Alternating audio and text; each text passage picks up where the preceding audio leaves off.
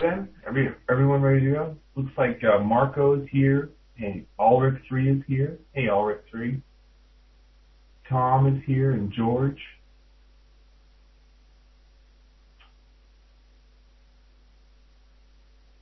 Tiki is here. Hey, Rob. Hey, Trying Trader. Hey, Majak. First time, Majak. Well, welcome. Market Timer's here. Hey, Charles. Johnny is here. And hey, Money Magnet. We all need to stand next to Money Magnet, I think. Okay, awesome. Let's take a look at the charts, guys. So, for those of you that haven't been here before, it's the Naked Trading webinar. So this is how it works. Does anyone have a pair that you'd like to look at, a market you'd like to look at right now? Because we can use your example if that makes it easier. Especially if it's your first time here, maybe we can use a market you'd like to look at, like Tiki or Mijak. Someone who hasn't been here before, give me a market and we'll use yours as an example. Which market would you like to use? Euro, says Mijak. Okay, let's do that. All right. Euro it is.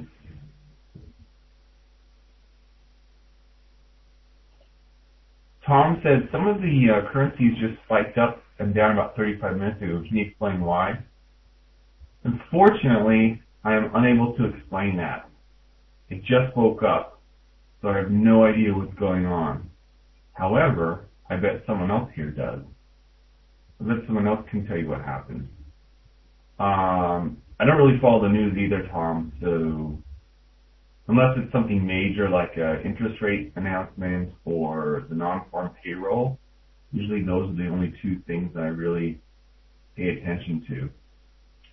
So if it wasn't one of those, I don't know. I don't know what it was. Maybe someone else here knows. No reports were due. Could have been the close of the Dow, right? Is that right? When did the New York Stock Exchange close? No, they'd still be open, wouldn't they? Because they're 8. Yeah, I'm not sure. I'm not sure what happened there. All right. Well, I'm sure we'll figure it out. You can always check out the FX Street.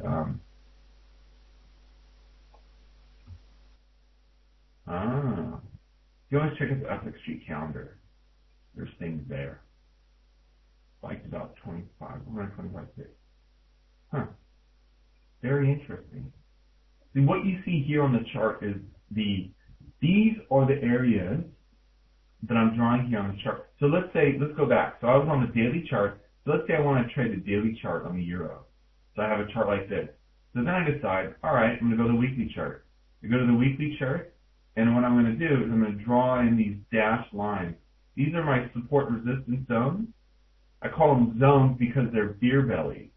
And what do I mean by that? I mean a beer belly is something that you can push. It's squishy. I might brush my hand up against the beer belly, and as soon as I touch the hairs of the beer belly, I immediately retract my hand. You, on the other hand, may be a bit different. You may actually push into the beer belly and engage the beer belly until you push into the fat before you finally are repelled by the beer belly. So both of us go to the beer belly. Both of us eventually are repelled by the beer belly. But in each case, we went further or not as far into the beer belly. So let me show you, and that's how these zones are as well. Like, let's see, here's an example right here. Let me zoom in. Here's an example of the difference between a brush of a beer belly and a push into the beer belly. This is a nice push into the beer belly. See, the market actually pushed beyond where I have my line drawn here. The line is drawn at 49.45, but that's not important. I think of this area as a zone. It's not just a price point, it's a zone like that. So it's actually better to look at them in terms of shaded areas like that, okay? So that's really what that is. There's another one right here. Both of these are valid touches. Both of them were on the 1.4945 zone. This touch pushed beyond the zone, and this touch didn't quite get there. But they're both touches of the bear belly, and that's why I consider them bear belly. Even this right here, look at this spiky bar. It went through it, but it touched this one. So that's the kind of thing that I'm looking for, those areas on the chart where the market has touched a zone. Now, the other interesting thing about first drawing these is that you can use the line chart. See how what I'm doing by putting a line in here is I'm capturing this bend right here, that bend, that bend. Well, I don't know if I'm really capturing that one. It depends on what I am too. On the candlesticks, they go up there. And then I've got this little jig, that one, that one, that one, and even our recent one right there, which we'll talk about in just a second. So that's really what I'm trying to do here, is capture all of these bends in the road. And if I go back, I can do the same thing back here, you know. And these may come good, like I may have to use, notice how I've got touches from below and above here, resistance and both support. I might have to draw these in now because later on, the market may come back down to this area again. You know, the euro may fall down here sometime in the future, so it's important for me to have these drawn down here. And then people often ask, well, you know, why do you use a higher time frame? If I'm trading the 1 hour chart, I look at the 4 hour chart to put my zones in there. Since I usually trade a daily chart, I'm going to put my weekly zones in here. It's easier, I think, to trade the daily chart. When I say easier, I mean in the sense that there isn't a lot of screen time involved. I can usually analyze my trades and then, you know, rather quickly and walk away. What I'm waiting for are really nice, clean touches on my chart. Okay, so that's pretty much it. So I've got all of these bends in the road identified. All right, now what I can do is I can go back down to my daily chart and trade off of that.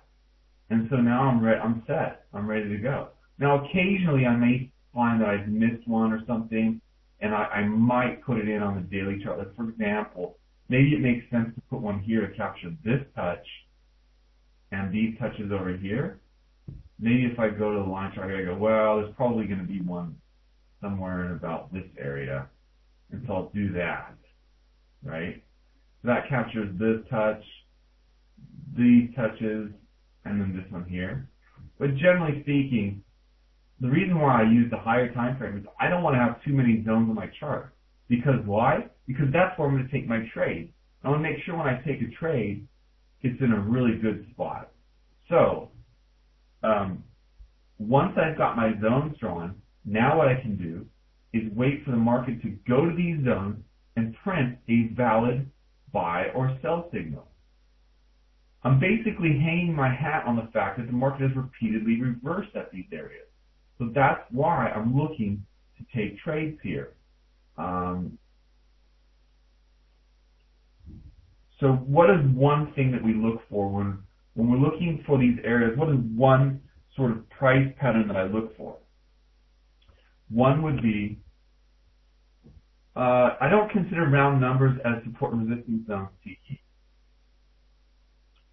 Dan says, does the chart not get very busy with lines? That's an awesome question. I don't really consider round numbers as support and resistance zones. However, look at this one right here. This one's drawn at 43.95. Well, when it's like that, I'll go, okay, 43.95, we might as well call it 44, right? So that's what I'll do. When it's that close, I round up. But that's about it. I don't care about, you know, anything else other than that. It's just if it's there and it's right there on it, then I'll round. And same with this one. It says 49.45. Okay, maybe that's 49.50, right? That's the only sort of fudging that I might do. But here, let's get back to the interesting question here about that Dan had, which is, does the chart not get very busy with lines? If I showed you what my chart used to look like before, when I really want to bring it up if I can find it, but I did show you what I mean. You guys have been there, I'm sure, but charts can look really, really busy when you don't have when you have indicators on your chart. So, for example, let me bring one up here. Okay, I'm gonna bring up and this is this is not a joke. This is this is an example of a chart. This is an actual chart that I used to use to trade. So I would consider this chart busy. In fact, most people probably can't find where the price is on that chart. And a lot of traders, I mean, I'm not the only one, I know that for a fact. A lot of traders out there get really busy charts. And so to answer your question, I think that my charts have actually become much less busy since I've moved away from indicators.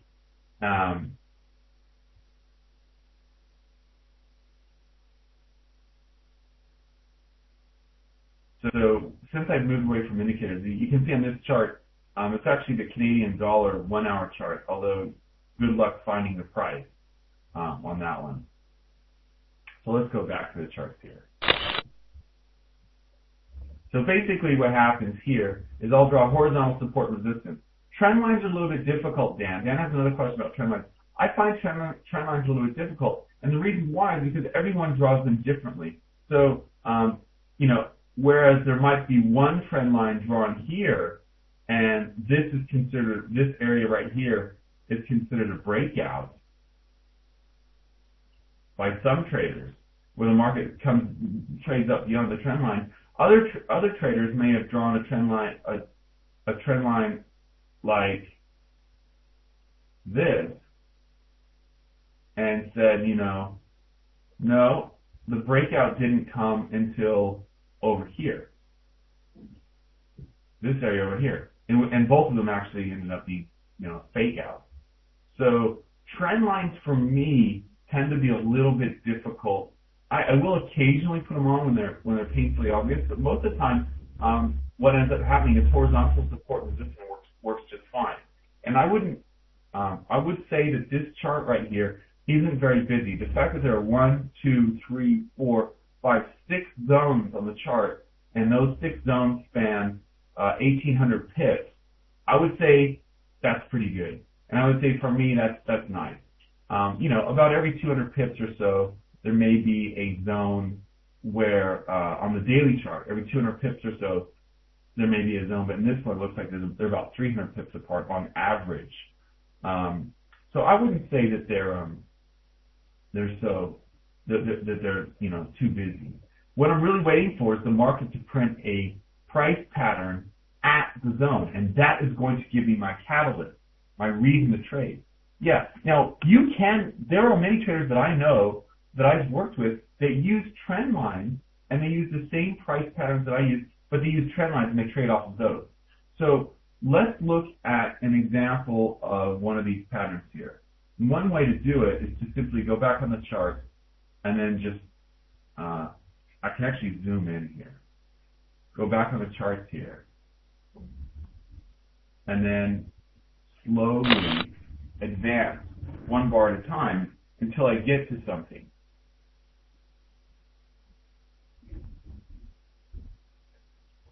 So I'm going to see if we can find a nice, I'm hitting the F12 key here, advancing 1 bar at a time, and I'm looking to find, is the chart still there, George?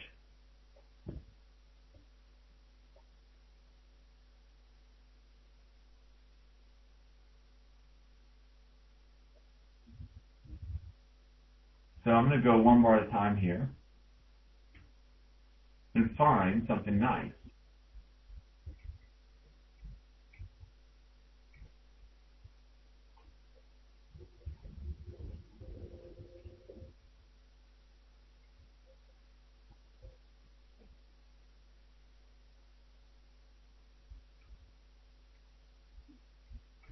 So far, no good. There will be something. Just don't know when.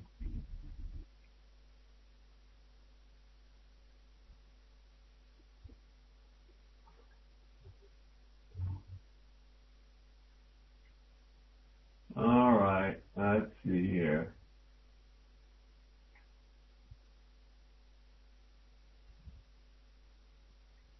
It's got to be on a zone for me to take it.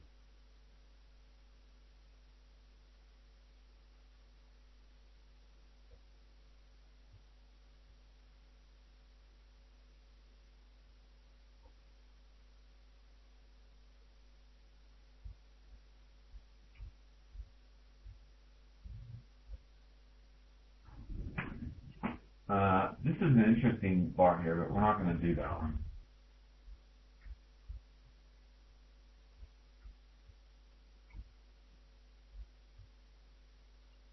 Whoa.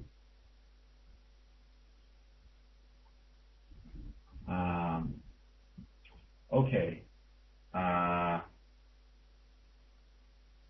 Let's talk about this one. All right, here. This is an interesting candlestick here. This one, where we're at on the chart, is what I would call a kangaroo tail. And a kangaroo tail is a special case of what I think some people call doji. But kangaroo tails have specific rules set up associated with the kangaroo tail. The open and the close is in the bottom third of the bar. The open and the close are inside the previous bar's range, which is this bar next to it. And it has a nice long tail that usually extends into the zone here. Now, this is a special case of the kangaroo tail, but basically what I'm looking for is a reason to buy or sell off of the zone. So the market has been trading down for sure, right? And my favorite trend indicator is like an 8-year-old. If an 8-year-old that this chart is going, I asked the 8-year-old, is this line going mostly up, mostly down, or mostly up and down? And if they say it's going mostly down right now, which is debatable because there's a lot of stuff over here. So let's say my trend indicator, my 8-year-old says, yeah, this line is mostly down. Then I say, okay, this trend is down. Now, what we've got right here is a nice trade setup because it's a kangaroo tail. It's right on a zone. It's at a place where I would be interested in taking a trade.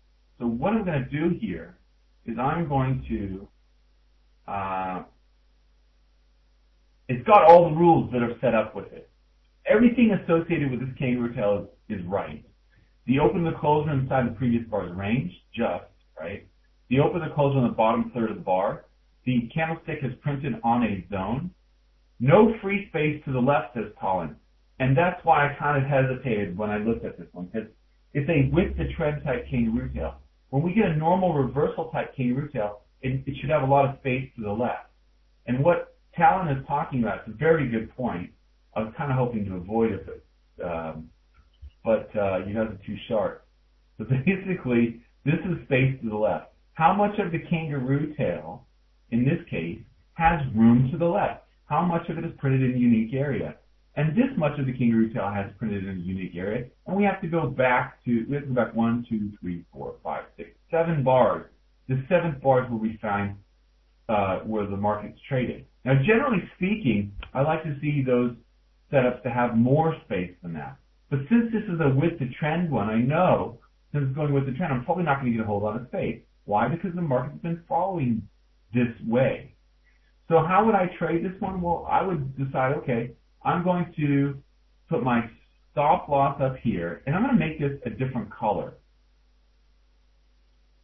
so that it's different from my zones here. I'm going to make it a solid line, and I'm going to make it like, purple.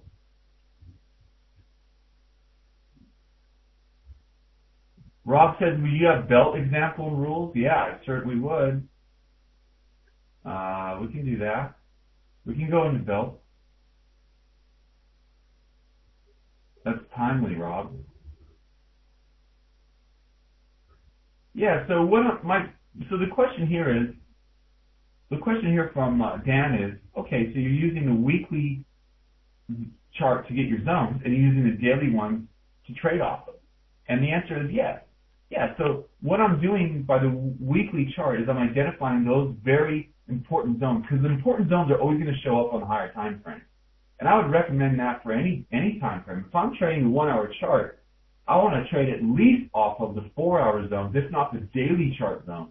Because I want to make sure when I bank on the market reversing, turning around, I've found a very good spot for it. You know what I mean? I don't want to look to a zone that's, not really solid. So in this case, I put my stop on the other side of the kangaroo tail. My sell stop is down here at 43.25, and I wait one candlestick, and it does trigger. So now I'm actually in a slight drawdown by a few pips. And where am I going to target here? Well, the obvious target is right here at 41.48. Let's see what happens. Or just above it, actually. If I'm selling, I like to have it just above it.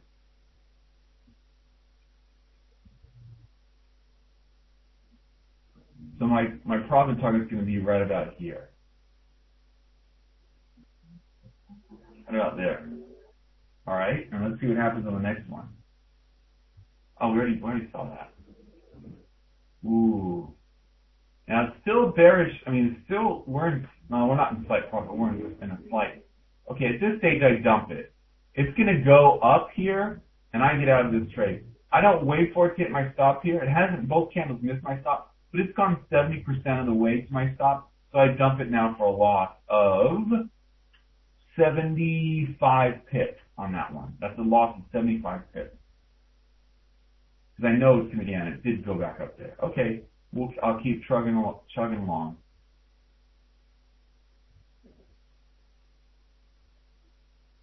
See if we can get another one.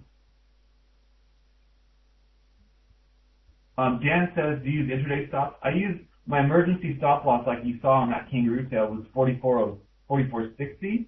But if the market goes 70% of the way to my stop, I often dump them early. And the reason why is I don't want to take the full stop. That's what I consider emergency stop. That's what I would say is a worst case scenario, really.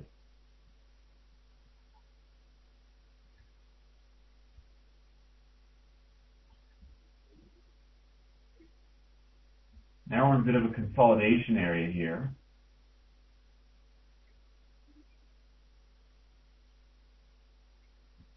Maybe we can go to a belt trade.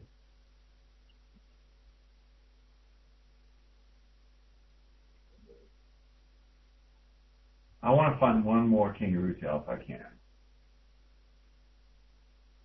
That was actually an interesting one.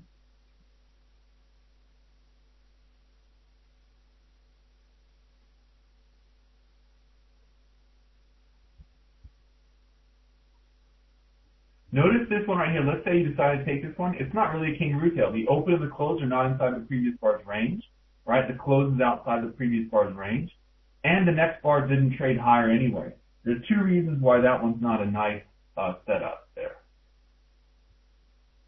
It's easier for me to wait for the very best setups than it is to just try and, gamble it away. I just missed it. Okay, well, there was one right here, but that's okay. All right, this was a big shadow, right? Okay, so here's another one. So this is the kangaroo tail here, and I go, well, I'm going to put my stop loss down here. My buy stop, I've already sort of advanced it, but it has broken higher than the high here.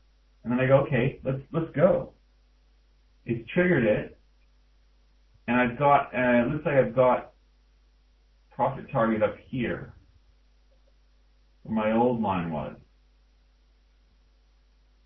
And it just ticks it right there. So I had a risk of about, I'm not sure what the risk is here.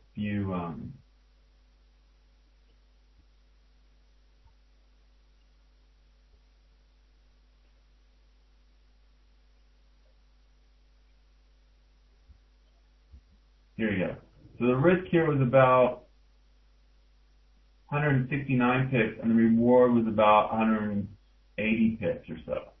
on that one. So that's an example. Now, what I could do is move my stop to break even and go to the next zone. The problem is we're already there, so it's likely to close out. Yeah, so it would have closed me out anyway on that one at break even, waiting for the next one.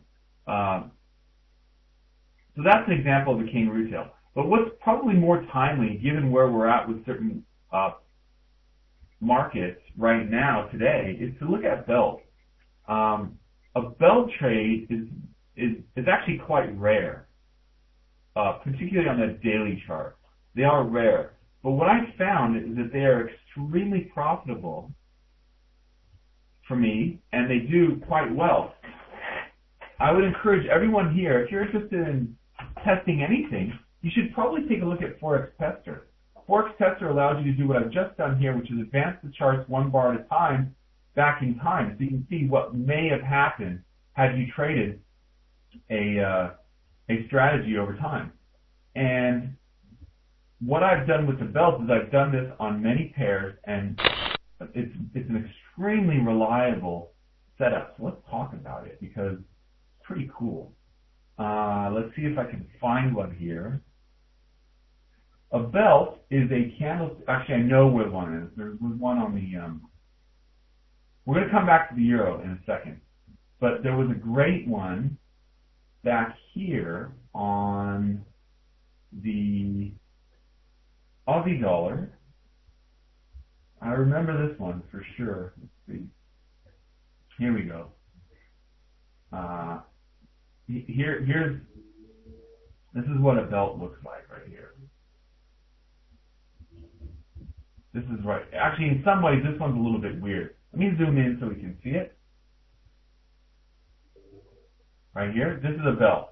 Now, what happens with the belt is the market jumps. They're almost always going to happen on Monday or on the first trading day of the week.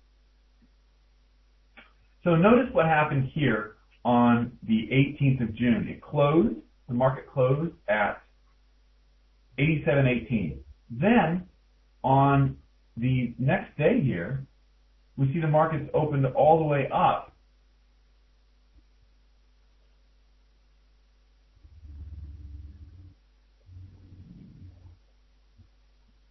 here at 88.04. So this one closed at 87.18 and then opened at 88.04. That's like a jump of almost 100 pips, right? And then the market did actually trade a little bit higher, but then it ended up closing lower down here.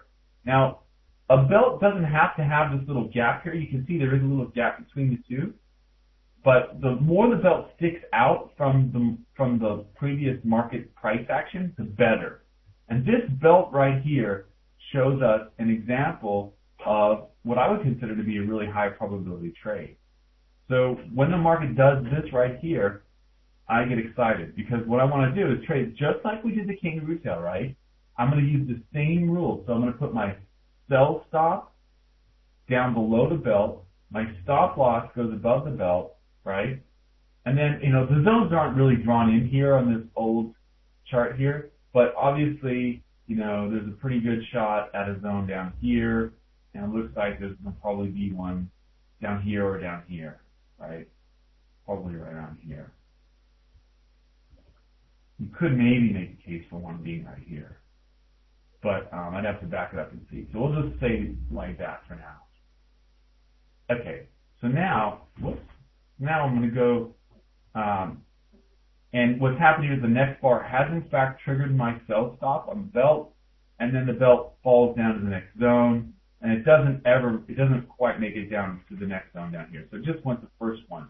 But still, looking at reward to risk, people who are really interested in that, it was like 120 pips of risk, and it was 240 pips of reward. So it's 2 to 1 on that belt. And that's an example of what a belt is. Now, normally, a belt actually doesn't look like this where it has a tail. Most belts actually look more kind of like this one right here. This one, for those of you that have been around the naked trading webinars, you also know that not only is this a belt, but it's also a bearish big shadow. So it's kind of both. And on this one, you can see it does in fact trigger the next day. So it would have triggered the sell top down here. Then it goes in a bit of a nasty drawdown before it finally comes back down, bounces around for a while, and it does eventually make its way down. The first zone probably would have been down around here for a target. So it does eventually make it down there, and in fact falls even further. That's another example of belt. And in some ways it's more typical, but it's unusual that it's also a bearish big shadow, because they usually stick out from the market like this one did right there. They're usually a bit further out from the market. So let's look at some of the recent charts, because it looks like my charts, what are the features that make it a belt? Yeah, sure. Features, that's fair enough. Features that make it a belt. One, the open is far from last week's close. Also, if you guys want, I can send you the rules. There's a book on this. I can send you the book. I'll email it to you. You just have to email me, right? My email is right here. So there it is on the chat window, Walter at FXJ. If you want my email, if you want my belt book, you can get it. It's got all this in it. But the open is far from last week's close, right?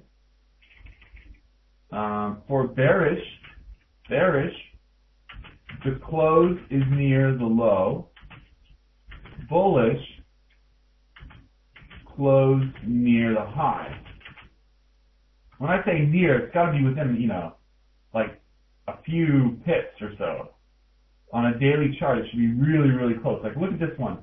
The close is at 92.39, and the low is 92.36. So it's within a couple of pips. This one, same thing. The close is 87.60, and the low is 87.52, right? So the open is far from last week's close. So the market gaps up at the open, or gaps down at the open. And then it prints what is considered to be almost like a candlestick with no wick, right? This one is unusual. I mean, you could probably make the case that this was not a belt, right? Because it did open up here and then it went all the way up there. Usually the other thing about this one is that the open is also the extreme. So in other words, and that's not the case here. So you could say, well, look, this wasn't a belt. I traded it. I thought it was a great setup, but officially it's not a belt because the open is near the extreme. And that means the high or low, right? That's that one right there. And then the last one would be that it should print on a zone, right? Obviously all of these print on a zone. And then the last one, print on a zone. And then the last one is going to be that the next candle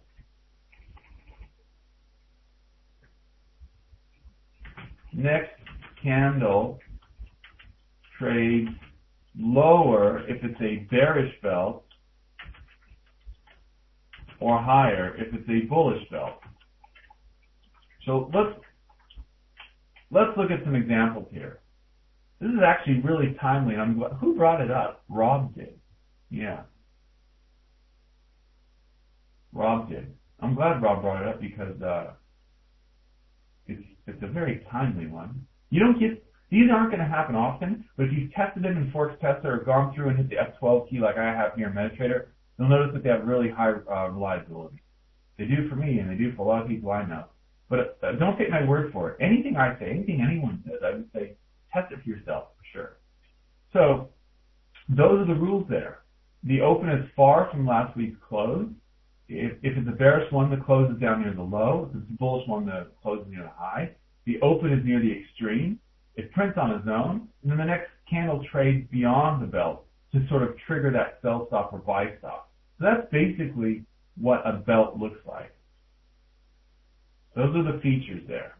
Now let's go to current day and see what do we have right here. Well, thanks to Rob, we all know, thanks Rob, because we all know that this is a belt. Well, it's probably going to be a belt. Look, the market hasn't closed yet, has it? I think it still has a few hours.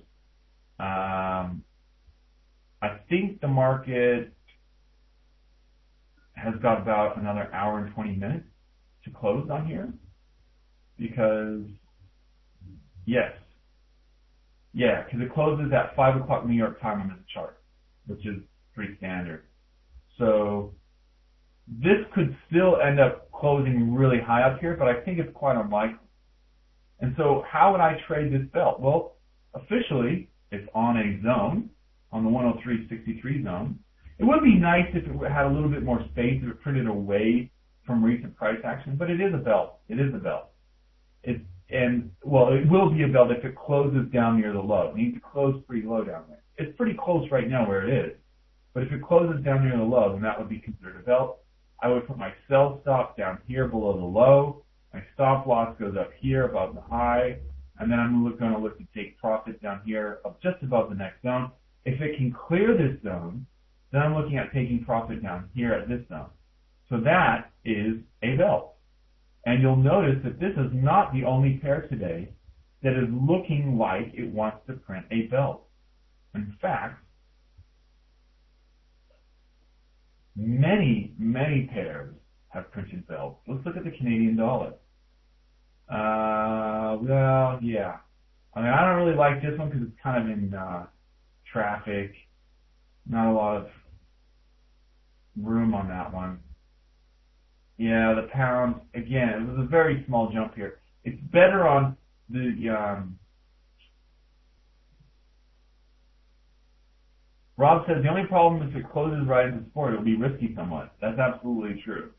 You're absolutely true. You're absolutely right on that one, Rob. And here's an example of, yeah, another trade that was closing right into support.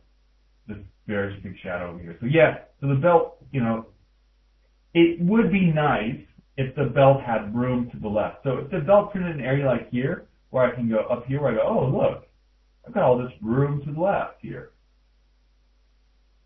That would be ideal. Like if there was a belt up here, that's good because we can pull back and say, look at all that space. That's really ideal. So some of these belts are not going to be the ideal type setup, for sure. Here's a nice one on the Kiwi. Here's a nice looking, again, the market hasn't closed yet, but it looks like this could be a belt. It's right on 78.93 here. And if I traded this one, I would put my stop above here, right there. I put my sell stop down here, and I'd wait just today, or just over the next 26 hours for it to trigger.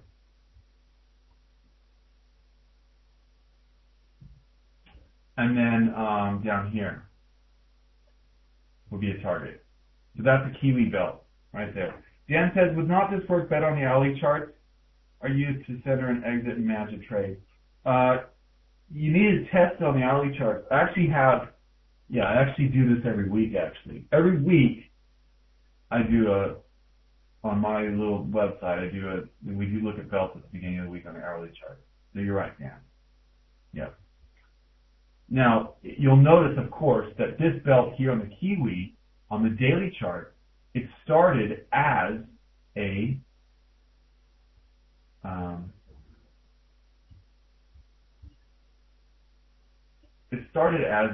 one-hour belt, didn't it? Where the heck is periodicity? Okay, there we go. So this was a 1 hour belt here on the Kiwi, and you can see it didn't trigger on the next candle though, it triggered the next one. So since that belt started out the week, there you go. But again, I like to see my candles trigger on the very next, I like to see my trades trigger on the very next candle. And that didn't happen on that one. So the Euro, I believe, did though. On the Euro, if I go to the 1 hour chart, the Euro did in fact trade a little bit lower. So here's the 1 hour belt on the Euro, and it did trade a little bit lower, and it has been trading, it traded all the way down to that zone there. So there we go. This belt, which again, like I said, we talk about these every week, right when the market opens, right when this bar prints, I talk about this. It's a free deal for everyone. So there you go, boom. It triggers right there. That's about 40 pips of risk. The first zone, all the way down here, 175 pips away. Now, Might I have taken partial profit down here? I might have, because you know what? There are a lot of candlesticks that found support right here recently on the 1 hour chart. Remember, I'm trading the 1 hour chart here, so that first target may have only made about 35 pips or so. But holding it even until down here, that's an additional 78 pips if you're waiting for the market to get down to where these highs are, which is perfectly reasonable. And if it's held even further down here, then there's an additional 136 pips for that one. So yeah, these are going to occur on the lower time frame chart, but they're not going to be as reliable like any other trading system. You know, there's a little bit more noise on the lower time frame chart. So the daily setups are really ideal, and I really enjoy trading the daily belts. The daily belts I find are very fun to trade. The other time frames a little bit not so much. Now we've had some recent kangaroo tails that are sort of with the trend. For those of you that have been spending time with us here, you know, at the Naked Trading webinar, you know that we've been trading this Swiss yen weekly kangaroo tail with the trend. That was triggered last week here, right here. That was triggered, and that's been falling ever since. So that trade is currently in profit by about 220 pips on the weekly chart. Same thing here with the euro yen. Very similar setup. This is a weekly kangaroo tail here. See this nice long kangaroo tail. Market's been moving down. We get a trigger last week. It traded lower than the low of the kangaroo tail. And this trade again, this trade is currently in about 120 pips of profit. The last one is the CAD yen. Not quite a kangaroo tail because the open and the close are not inside the previous bar. You can see here this kangaroo candlestick actually looks like it's a kangaroo tail, but it's not because the high of the previous week does not include the close. So this one was not as good as the other two, the pseudo kangaroo tail. Michael says the spreads at Sunday open are so wide these days. You were absolutely right, Michael. You're absolutely right. There's no way around it. So when you're trading the open of the market, you're going to pay more. That's just how it works. And this trade would currently be in about 20 pips of profit. That's another one. The other one that I really like is this one right here, and this is gold. And let's see here.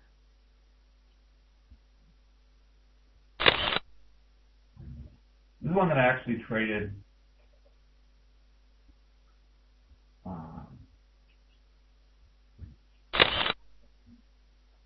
That's this chart right here.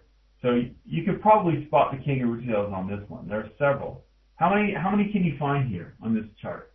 How many kangaroo tails? I've kind of made it easy, haven't I? But again, this is one of those charts where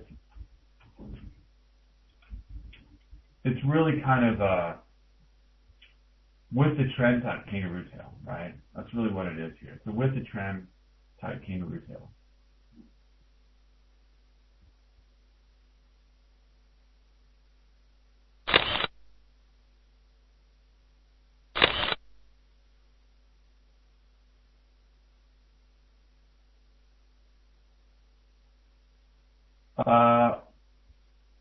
Michael says, what about the CAD yen? It's only at 20 pips and it's a weekly trade. You know, at this stage, I would probably dump the CAD yen. Look, the weekly charts are like any trade. It may take 4 candlesticks before you reach your profit target. 4, 5, 6 candlesticks before you reach your profit target. It doesn't always go the way of this kangaroo tail here on the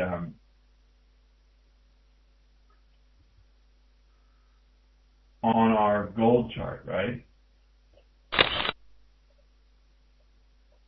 So here I've got a nice kangaroo tail right here, and it went in the first candle, went to the first zone, and then 1, 2, 3, 4, 5, 6 candles later it makes the second zone. So that was a kangaroo tail with the trend type setup, right? Right here. That's what that was. And then over here, this one was actually a pseudo kangaroo tail. It didn't quite fit. What is a pseudo kangaroo tail? Fits all of the rules of the kangaroo tail except the open and the close are not inside the previous bar's range. And usually that happens because the previous bar is really tiny, really, really tiny. That didn't happen. That's not why this one occurred. It just missed it, right? It wasn't a strong kangaroo tail. So that one you can be forgiven for not taking, because may not make sense to take this trade because I really want to see it high and tight like this one. This was a nice one because the market closed so high and tight on that kangaroo tail. Here's another one over here. This is the one that I'm in right now. Notice how the market came up here, found resistance, fell back down here, then broke through, came back down and found support. That's a with the trend kangaroo tail. You can see on this account I've got it running here. This is that gold trade here. So how do I manage it?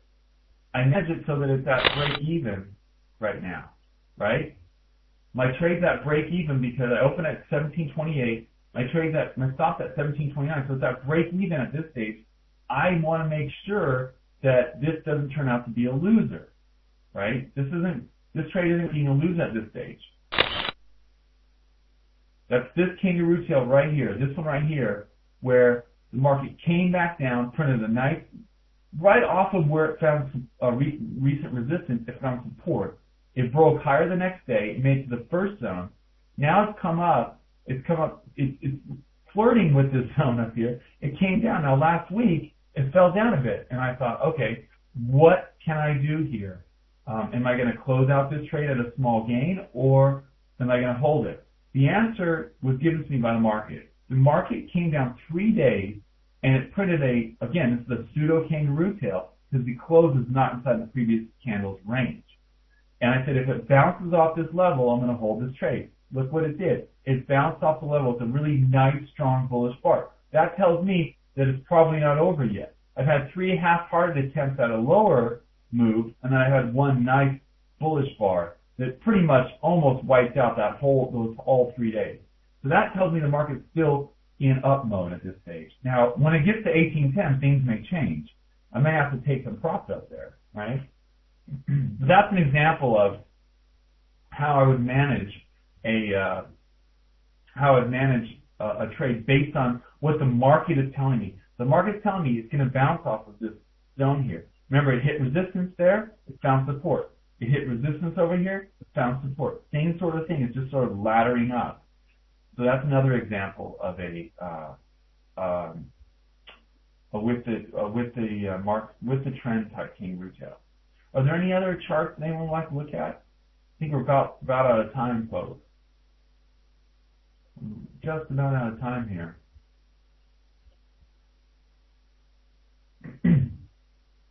Dan has a great question about fib retracement. I don't really use them, Dan. The only exception, of course, would be in those cases, like, for example, the Swiss. When the Swiss is doing this thing where it's coming down here and was going to areas where, it hasn't been before, then I would use Fibonacci projection.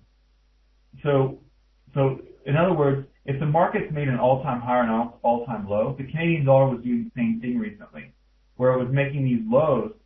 The market hadn't been down here before.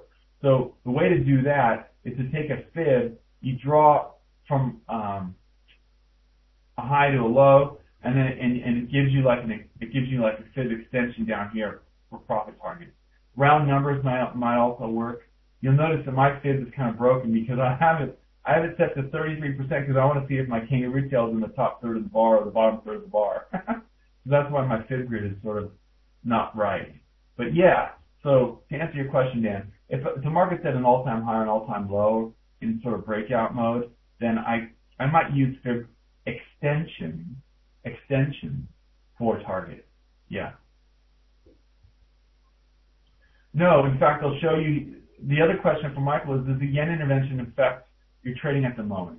No, it doesn't. I'll give you 2 examples here. I was looking at taking a trade off of, basically, we can't go into it right now because it was the end of the show here, but there's a method that I use for breakouts, and I was waiting for, and this method will help me to avoid fake outs, okay? And so what's happened here on the yen is I've been waiting for a breakout on the yen, and this fake out did not trigger my system. This fake out didn't trigger it. Even this fake out did not trigger a trade, and this fake out did not trigger a trade. So even though the market has pushed beyond, and this one over here as well. So even though the market has pushed beyond this box here, 1, 2, 3, 4, actually 5, 6, 7 times, I haven't had a signal yet because my naked trading system will help me to avoid these fake outs, which we've seen whip around outside of this box here. So I would say that no, the yen has not affected it. And in fact, usually what you'll see here is exactly what happened with the Bank of Japan here. They spent, billions of dollars weakening their currency pair. They got 395 pips one day. Actually, it didn't even close up there. They got 258 pips one day. They spent all those billions of dollars on 392 pips, and guess what? They lost about half of their investment. So now they're only up 162 pips after all that. So I guess the theme here, the moral of the story, is that, and we've learned that as individual traders, hopefully, but the Bank of Japan hasn't, is the market's going to go where it wants to go, no matter what you want. So that's something that I think is good for all of us to remember. Keep in mind that we're better off just reacting to the market and not really deciding, okay, it's got to go here, it's got to go there. It's better for us to simply react to what it does.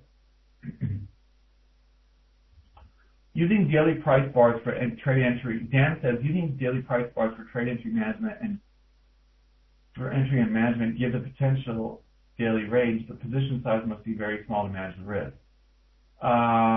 Right, yeah, so if I'm trading the 1 hour chart, maybe I go for like 20 pips, and if I'm trading the daily chart, I go for like 120 pips.